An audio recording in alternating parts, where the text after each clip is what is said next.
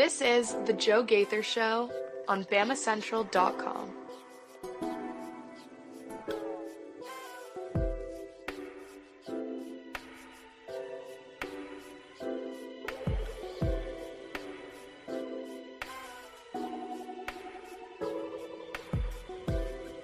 Good afternoon, Tuscaloosa, Internet World, West Alabama. How are we doing today on a Friday? The last Friday in the month of June. So your off season is slowly creeping along. We appreciate everyone for jumping in and joining us today on this Friday edition of the Joe Gaither Show on BamaCentral and BamaCentral.com. You're watching us on YouTube, on Facebook, and on Twitter. You're listening to us probably on Spotify, on Apple Podcast, or on Amazon. We appreciate everybody who has subscribed, rated, and reviewed the show on those podcast platforms. That's my favorite place for you to consume the show. We are going to have a fun show today. Hopefully have a fun show today. We're going to bring on my friend Will Miller, writer for BamaCentral.com and really writing all over the Walsh Writing Network. You can follow Will Miller at RealWBMiller on the Twitter machine for all of his takes. And Will Miller is going to be joining me next month out in Dallas for SEC Media Days. Will, good afternoon. How are you, sir? I'm good, Joe. Really looking forward to SmackDown at Madison Square Garden tonight. Should be absolute scenes. Other than that, been a pretty chill morning so far, so hoping for a good day ahead. Oh, man, you're reading my mind. I, too, will be tuned in to Friday Night SmackDown and probably tweeting things that don't make any sense to the Alabama faithful followers that follow me at Joe Gaither6. But if you like wrestling like Will and I do, we'll be checking out SmackDown and Money in the Bank next week. So that's not what these people want to hear about. Why don't we start with Alabama basketball? We threw out several basketball topics in our text chain, and yesterday at the end of the show, I teased a few topics. So let's start with Colin Sexton. Colin Sexton at the Rickwood Field Celebrity Softball game last week. And obviously, the Rickwood Field experience seemed to go off very, very well, despite tickets being in the thousands of dollars. It seemed like it was very full and a very fun event. But Colin Sexton, just a little, they had little media availabilities with all the who's who. He says this. The first question was simple enough. How do you feel about the program's progress? His quote, I'm excited. I'm excited to see how far we've come from the simple fact that all it took was for me to get there and get the ball rolling. At the end of the day, sometimes somebody has to be the start of it. So to clarify, is Sexton taking the credit for this? He continues, I'm taking all the credit. I feel like I was the first top 5, top 10 player to go to Alabama in a long time. A lot of the guys who are top 5, top 10 would go to a blue blood or some of the higher name schools. And I just wanted to change it up and I wanted to be different. I wanted to go to a school that was going to allow me to be me. And Avery Johnson, he's an amazing coach. So let's take that packaging and ask ourselves, or ask you, Will Miller, is Colin Sexton the reason for the Alabama basketball resurgence over the last 4, 5, 6 years? I think his remarks have kind of forced that discussion because if you look back, I mean, he was the blue chip recruit, that came in and people might have been surprised. I remember Coleman being a little over half full for the, Tide tip-off event for people to get their first glance at him. And that was, while he was suspended for the first game of the year. So that was going to be your shot to see him for the time being at that point. That was back in October of 2017. But, I mean, the excitement around the program that followed him, it was supposed to be the renaissance of the Avery Johnson era, which we know that didn't happen. But he did change the level at which the Alabama brass perceived the basketball recruiting ceiling. And there is something to be said for that because that ceiling's elevation has resulted in many more great players, talents, prospects following Colin Sexton. Now, granted, there were good players between Colin Sexton was a one and done. There were good players, between Colin Sexton and the Final Four, a lot of really good ball players. I think of guys like Kyra Lewis and Herb Jones, first and foremost, that were there in those intervening years when Colin, and it wasn't a long time, but after Colin Sexton left and in between Colin Sexton going to the NBA and Alabama truly breaking down the doors in basketball and becoming one of the elite programs. He was not the only player instrumental to Alabama's success, but he was the marquee recruit that helped elevate that ceiling. Now, if you belong to the school of thought that suggests that the elevation of the recruitment has been the main driver in the program's success, then you might be inclined to stand behind those remarks emphatically. Oh, let me just see one thing real quick. Today's Friday. Oh my gosh, I messed up something. Oh man, give me one pause real quick as I fix something real quick. Will, my question, I'm gonna throw this to you as I fix something on the BamaCentral website. Is what about? I mean, of course, Colin Sexton. He was the superstar recruit, but the program really didn't. It still faltered. It still was floundering. It still was in this kind of okay. They barely made the tournament in Colin Sexton's year, and then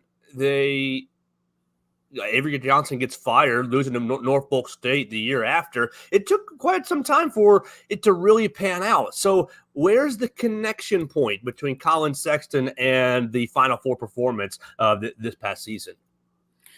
Well, that's the big question, I think, in this discussion, and as it relates to what Colin Sexton said, because like I said on the previous answer, I think that it depends on what you believe about the state of the program.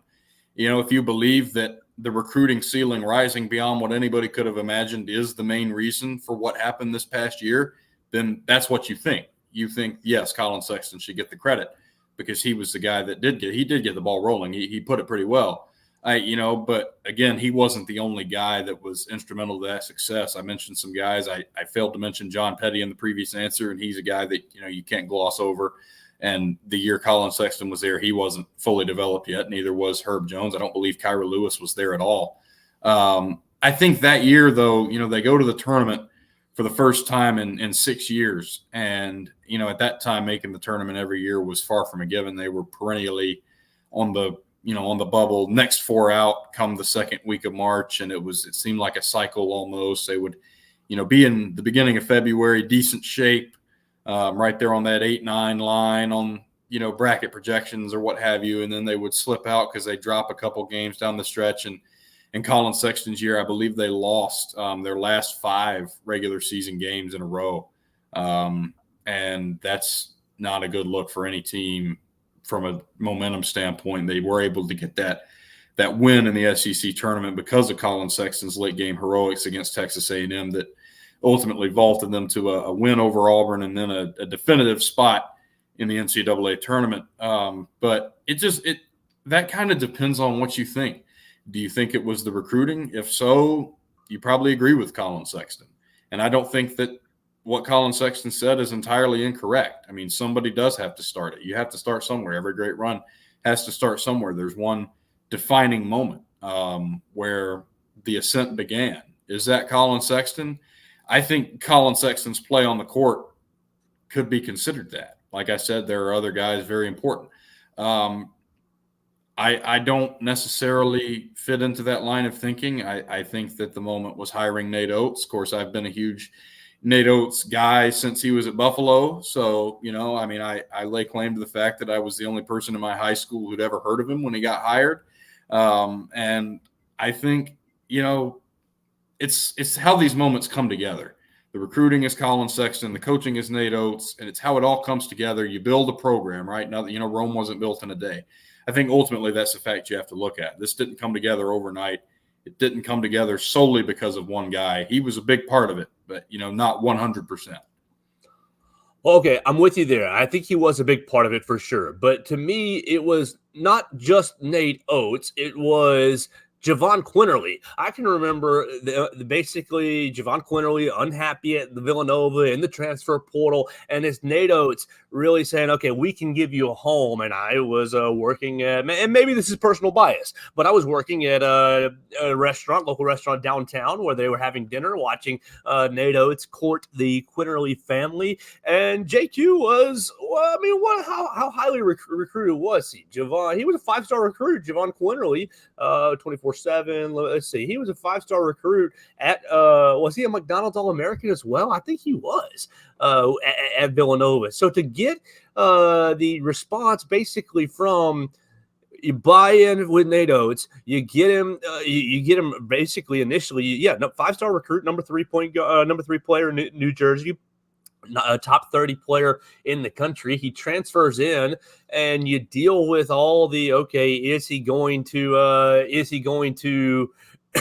be able to be eligible? And then he worked through some of that. He sat out like the whole year, and basically showed faith in Nate Oates to where I think JQ is really kind of the spark. Maybe Colin Sexton is the log that went on the fire, the first log on the fire. But Javon Quinterly, to me, sparked that fire and got things going. And so, I don't know. I have a little bit of, and maybe this is just my contrarian nature, Will. I have a little bit of a hard time really giving all the credit to one player, giving all the credit to one person, because of really the cumulative effect of, well, yes, you got young bull Colin Sexton, and that was a very exciting season, but it didn't really, as far as success goes, didn't really pan out successfully. And Avery was fired, 18, 19 months later, and you had to restart everything. So I don't know. I am glad that Colin Sexton feels connected to the program in that way, that, okay, I was only there for 1 year, but I do feel a strong connection to Alabama. But I just have a hard time giving all the flowers to one person. Well, I see where you're coming from. I really do. It's hard for me to say that, he shouldn't have. I mean, if you're an Alabama fan, you wonder where the program would be if it wasn't for Colin Sexton. You do, because you wonder if the program would be able to recruit at as high of a level, to entice talent at as high of a level. Sexton, obviously, before NIL, lots of things look different. Before the portal, by a little bit as well. But it wasn't thought of that Alabama was a destination for recruits like Colin Sexton, major players in the high school sphere and the recruiting trail. And then he comes along and he shifted the narrative a little bit. Did it lead to seismic change in the way of, an immediate deep run or winning, 25, 30 games? I know there's a big gap even between those numbers. I'm just generalizing, because Alabama didn't even win 20 games that year. I don't believe, or they certainly didn't in the regular season. I believe they were, anyway, they were like 8-10 in the league or something. So, and that does, the paradigm changes when you have a guy like that come in for the first time and he's drawing that attention. And do you think that he feels this way because of what the rest of the recruiting class did, the Herb Jones, the Alex Reese, and John Petty recruiting class did? Because they stayed and they became a part of really they were the double championship winners, the first double championship winners in the Nate Oates era. Do you think that he feels this way because of kind of how that recruiting class panned out as a whole? I wonder about that because they went on to have a lot of success at the college level. But Colin Sexton, top 10 NBA draft pick. And, that's another, Alabama's had a lot of these NBA draft picks, a lot of first round NBA draft picks, and presumably a few more in the near future if some of these guys, these top level recruits, pan out like a lot of people expect them to this upcoming season and beyond. And that's the precedent Colin Sexton helped set. I think the vision was different. Once those guys got 3 years, 4 years deep into their college career, they bought into a completely different coach, a different system.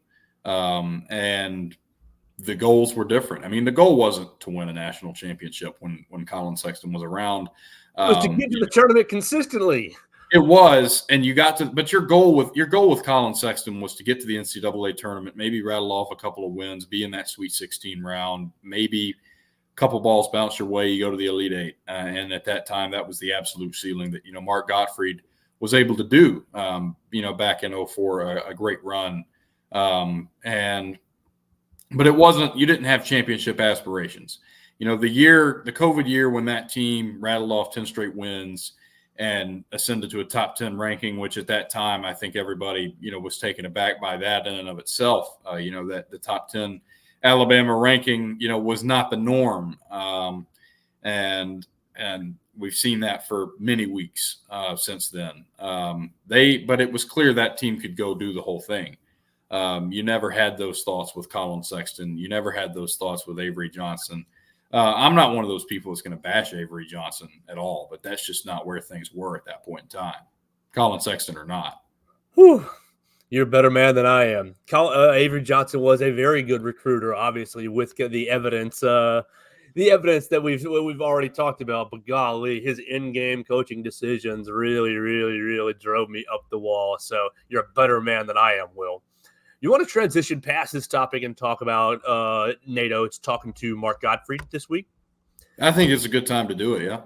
Mark Gottfried had a little bit of has a podcast and has a great guests on his show. You can check it out on YouTube and wherever podcasts are. But Nate Oates was on his show, and Blake Byler wrote a piece. We're going to be hanging out around a lot of Blake Byler's pieces for the rest of the show, the next 10 minutes or so.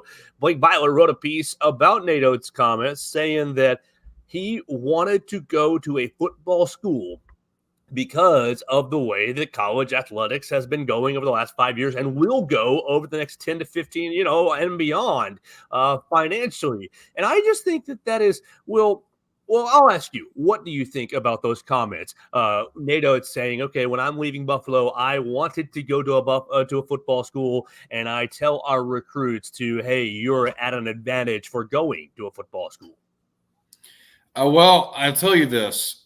Nate could have picked anywhere that particular year that, you didn't have the jobs come open that you did, for example, this past offseason, when you had Kentucky, Louisville, Michigan come open in the same offseason. That'll never happen again. You're not talking about those kinds of jobs. Roy Williams was still at Carolina. Krzyzewski's still at Duke. But, aside from that, he could have gone anywhere in the country that had an opening after winning 32 games in Buffalo, being a consistent, not just tournament appearances, but, tournament wins. He'd won a tournament game the year prior to winning those 32 games, and he had a MAC team as a 6th seed.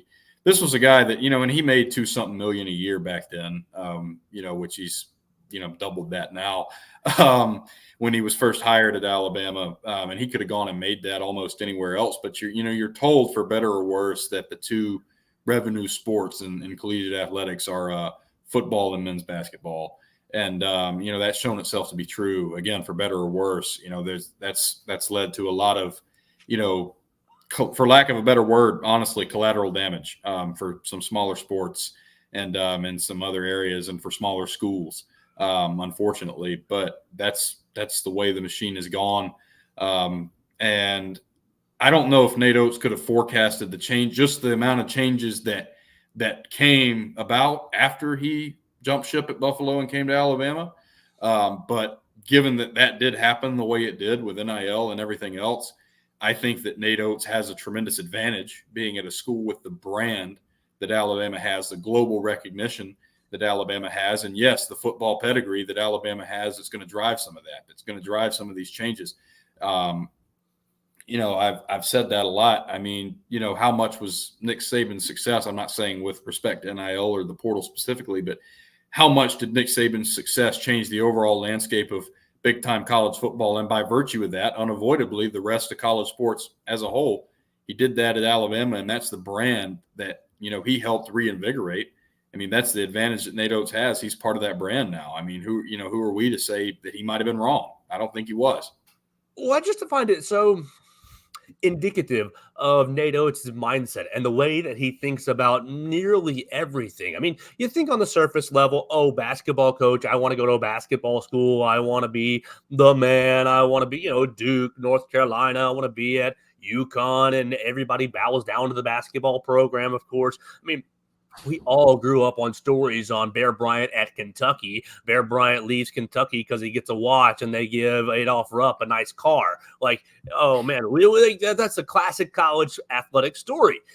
But it just shows me just kind of the way that Nate Oates thinks about, okay, let's go deeper. Yeah, I might love to be bowed down to at a Duke, at a North Carolina, at a UConn, whatever, at a Kentucky, but what's the biggest advantage? And then he explained it really, and Blake Byler wrote about it. The advantage is the revenue built by football will bleed into basketball, and then basically the success of the football program gives you great recruiting weekends to kind of recruit to during the height. Really, the height of basketball recruiting is in that first fall semester, so it gives you a lot of great events to go to. And I just find it so fascinating that, okay, I'll opt to go be a great number 2 program on a campus. And look, let's be honest, I love the basketball program, but they're never going to overtake the Alabama football program. Even if I just talk about them every single day, they're not going to overtake the Alabama football program. Abby, please. Abby's trying to get involved in the show. I'm sorry. They're never going to be involved, be eclipsing Alabama football. So I just find it so fascinating. This is okay. I will be able to use it to my advantage. Not to say, I mean, look at UConn. They have no football program of note. And yeah, Kentucky has gotten better, and North Carolina and Duke have both had some pretty good years. But these programs are really still, the basketball programs are still really the 1A program on their campus. And I just wonder, you think about the new practice facility that just got approved at what, $56-60 million. And Kentucky's job opens up and we got to give Nate Oates a raise and jump up the NIL. You've got all those resources in the bucket because of what Nick Saban has done and because of what Kalen DeBoer will hopefully do for the university. The football program basically just supplements its basketball program. And now that the basketball program has proven itself to be very successful on a national level, I just think it's just a little glimpse in the analytical mind of Nate Oates. Well, I'd like to raise a few things, actually. Number one, look at the level of a recruiting tool that the football program is for students in general, be it out of state, be it international, whatever the case may be. I know a number of people myself from out of state, far out of state, and I'm from the Birmingham area, and that came largely because of Alabama football. And why can't that translate over to basketball? If you're pitching the Alabama football program to a prospective student that's not an athlete, who's to say that can't be pitched to a basketball recruit? And obviously that's had some success. We've seen that. Second off, Nate Oates had the chance to be around great coaching when he took the job at Alabama.